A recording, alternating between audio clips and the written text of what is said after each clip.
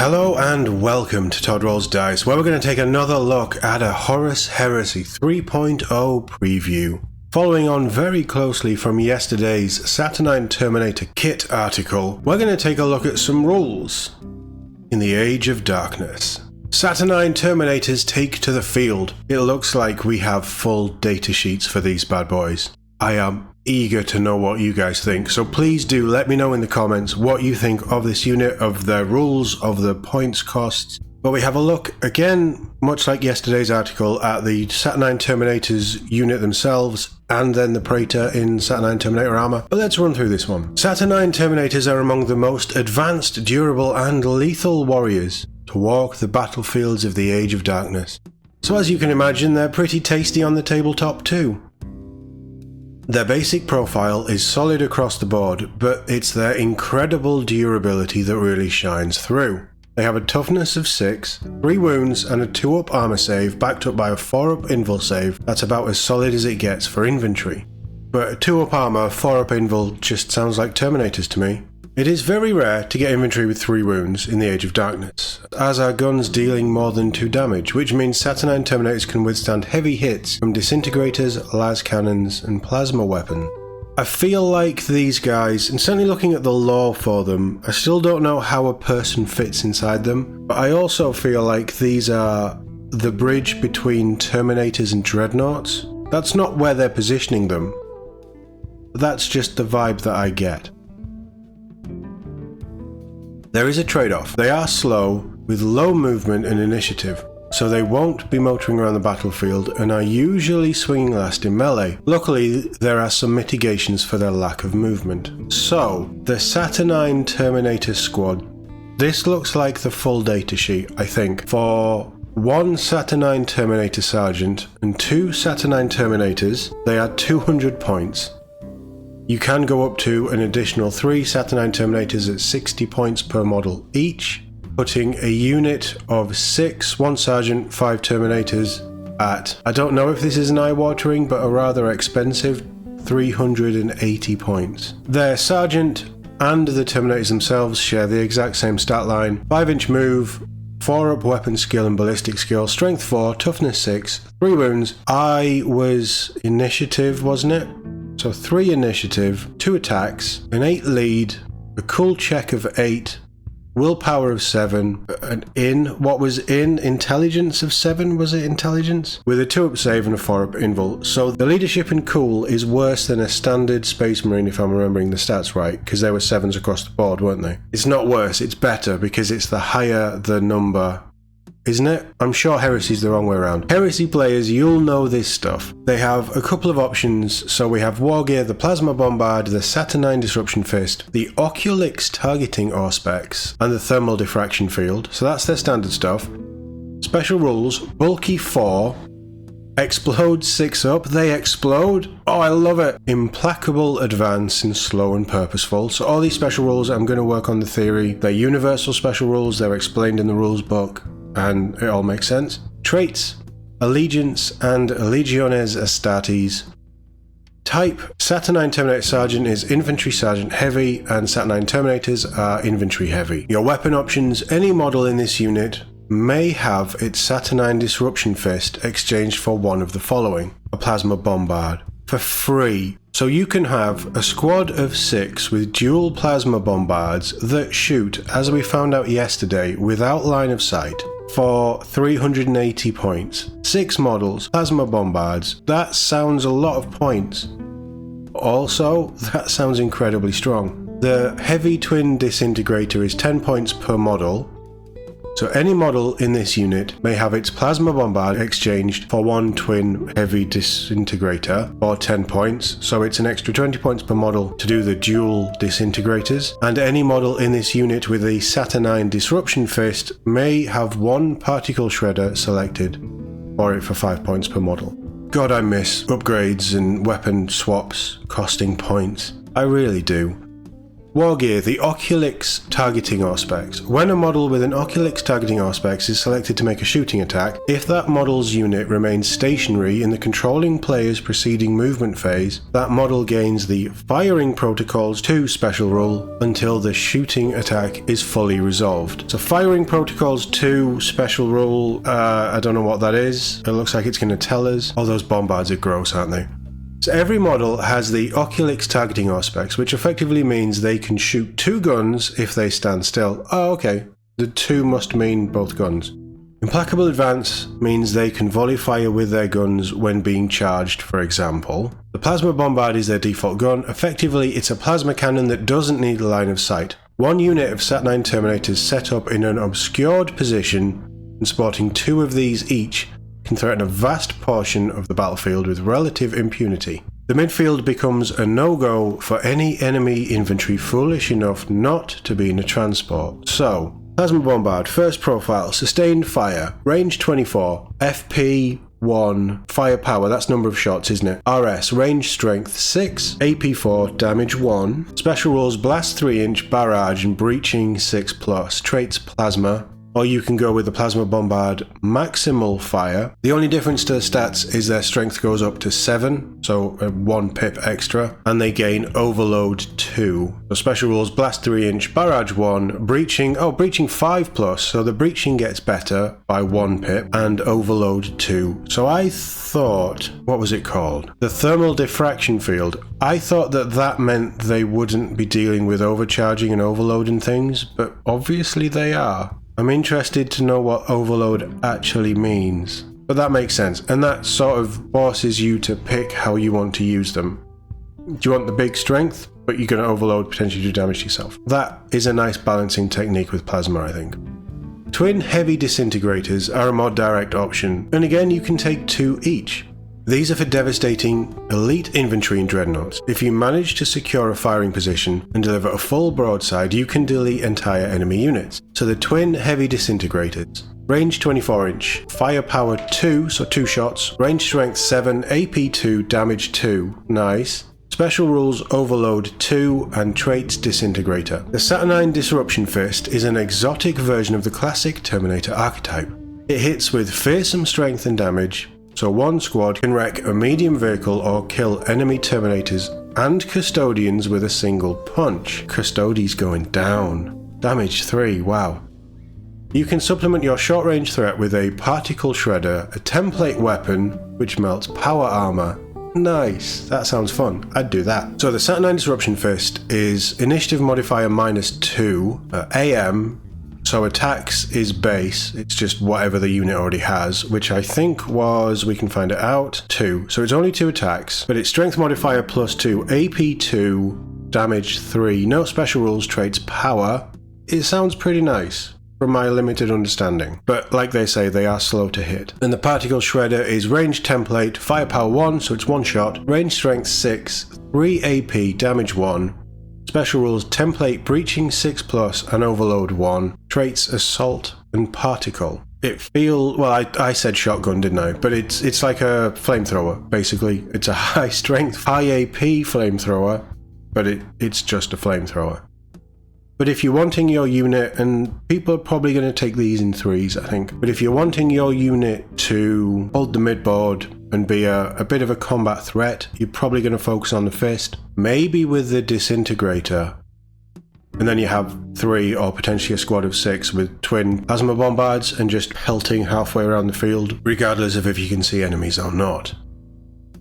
With the Praetor, the big question is, axe or hammer? I say both.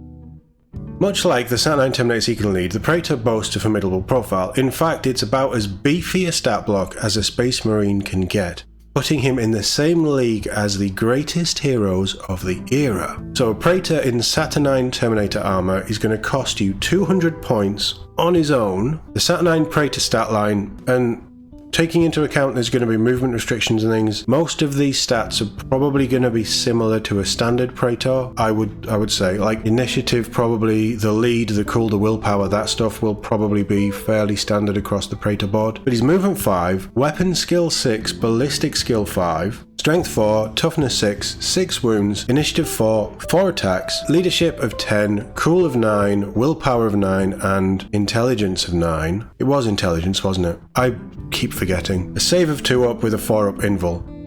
Should Praetors have an invul anyway? Do they have like an inbuilt 5 up invul or something? I don't know, but I feel like that level of character in their armor should have something. So, war gear as standard. Saturnine War Axe, a Disruption Fist, and the Thermal Diffraction Field. Special rules just the same, bulky 4, implacable advance, and slow and purposeful. Traits, Allegiance, Legiones Astartes, and Master of the Legion, and type Infantry Command and Heavy. Options, this model may have its Saturnine War Axe or Saturnine Disruption Fist exchanged for one Saturnine Concussion Hammer for 10 points. So you can do both. Yes!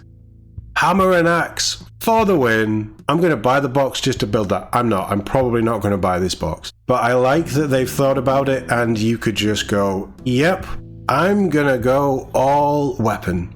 I don't think you should build it that way in all honesty. I love the idea of the twin fist though. Just punching things like a heavily armored monk. Really weird idea. You can also have a Plasma Blaster selected for 10 points, and this model may have a Saturnine Teleportation Transponder selected for it for an extra 60 points. So the Saturnine Teleportation Transponder. A model with a Saturnine Teleportation Transponder has the Deep Strike special rule. When such a model has joined a Saturnine Terminator squad unit in reserves, the Saturnine Terminator and Saturnine Terminator Sergeant models in that unit also gain Deep Strike special rule. So for an extra 60 points on your Praetor, you can give a whole squad, so all 7 Saturnine models, if you wanted to, in reserves just have Deep Strike. That's probably worth it for the 60 points, right? Just to get them where you need them and then cause havoc. But I'm getting the feeling that these are very expensive models with a very nice stat line, but they're pricey, purposefully. The Saturnine Concussion Hammer is your choice for killing tanks. That already awesome damage goes up to 4 on a critical hit when it also automatically wounds, making it the right choice for breaking up and Knight Armigers, Castellix robots, and Ogrons. Even enemy characters need to be careful as a single failed invul will likely flatten them. Alternatively, if you're planning to wade into enemy ranks, the Saturnine War Axe might be for you. The Reaping Blow 2 special rule grants 2 extra attacks when outnumbered in combat, hitting at Initiative 4, Strength 5, AP 2 and Damage 2. He is a Reaper and his preferred crop is enemy infantry.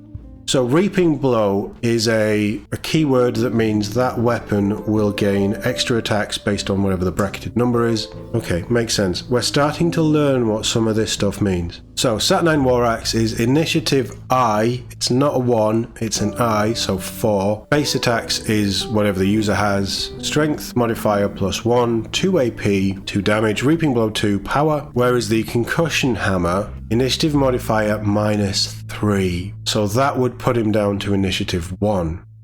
Attacks is user strength ×2. Brutal. AP 2 and damage 3. Critical hit 6+ and traits power. So he would have 4 attacks at strength 8. Strength 8 doesn't sound that exciting for such a cool looking hammer. He can also wield a tasty Plasma Blaster. Arguably a more useful reason to include a Saturnine Praetor in your army. He allows your unit of Saturnine Terminators to deep strike alongside him. This guy in 6 pals showing up in the back line with particle shredders is going to ruin any Legion's day.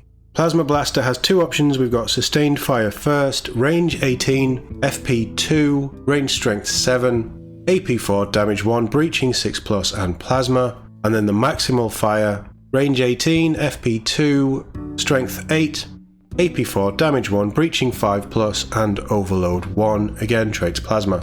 6 new Saturnine Terminators and a Praetor are coming in the launch box for the new edition of Warhammer Horus Heresy. Don't forget to sign up to the newsletter if you want more Horus Heresy news. Their stats are quite impressive. They're expensive, but I think I don't think anybody is going to take 18 of them at this cost, depending on how big a game you're playing. But I think they have positioned these models as the best that you're going to get. They are the pinnacle of Terminator armor. They're also going to cost you, they're also going to be very slow, but if you tag a Praetor in there, and I don't know how many Praetors you can take, I would hope that the trait Master of the Legion means you can only have one Praetor in whatever armor. I don't know, that's just how it sort of fits in, because a Praetor is a Chapter Master level, is he? Horus Heresy players, let me know if I'm correct on that. But you take one of those, you give him the best armor possible, you're going to keep him around, but it also gives this unit Deep Strike. Depending on how you build these, you're looking at, to do that, with the Praetor with Deep Strike, 260 points there.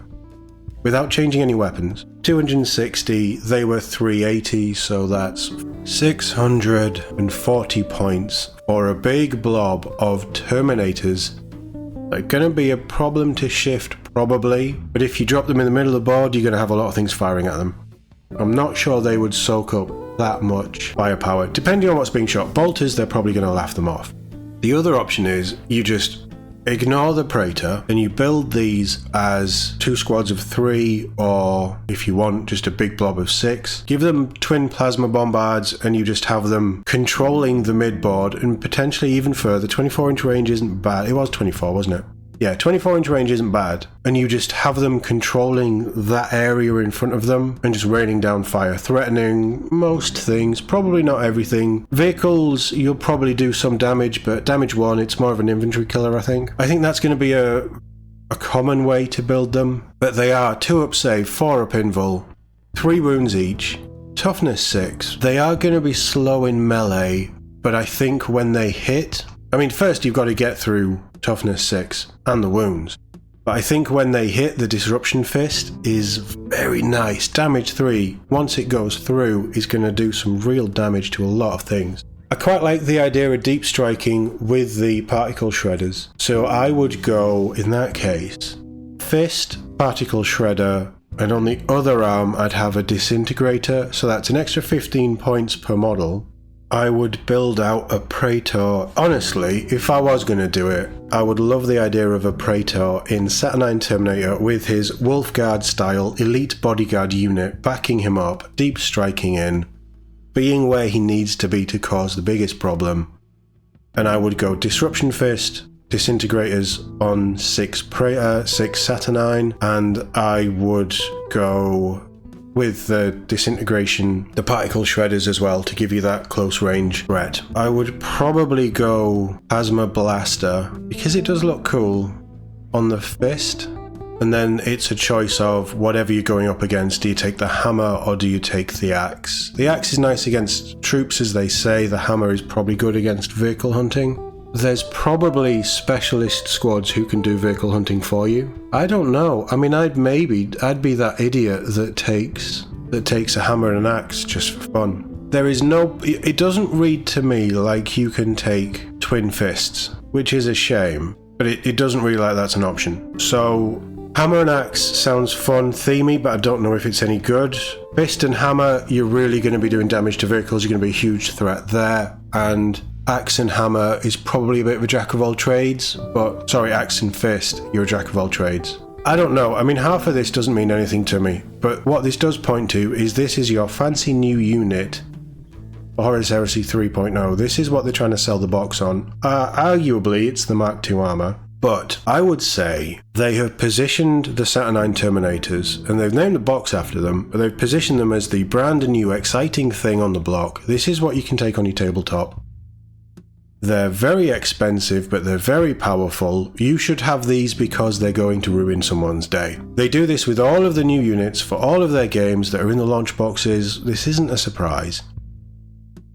I don't think their stats are bad from the limited stuff that I know, but I also don't know if you would take them. But it's extra Terminators. If you want to run an old Terminator force, it sounds like you can somehow build it. I don't know. It entirely comes down to you. From the list building thing that we've seen and what I remember of it, you could just build really themey narrative lists and just have fun with it, take the units that you want. There is restrictions in there, but it's not overly restrictive. And I think if you look at it as Saturnine is just another tool in the toolbox, a very strong, well-engineered tool that Vulcan has granted everyone, but it's just another tool, it's another thing that you can bring to bear against your enemy, and there will be a place for them, but I think there will also be things that can take them out quite easily. Yeah, I like them. I like the rules more than I like the scale of the models. That's the only sticking point for me. I think if they were more in line with actually fitting a Marine in there, I wouldn't have a problem with them. Because the designs, the more I look at these pictures, and this artwork is cool, the more I see them, the more I like the design. They have like an older knight, heavily armoured Knights Crusader kind of vibe. But I don't know. I don't know. You'll have to let me know what you think in the comments. As always, thank you very much for watching, and I'll see you all in the next one.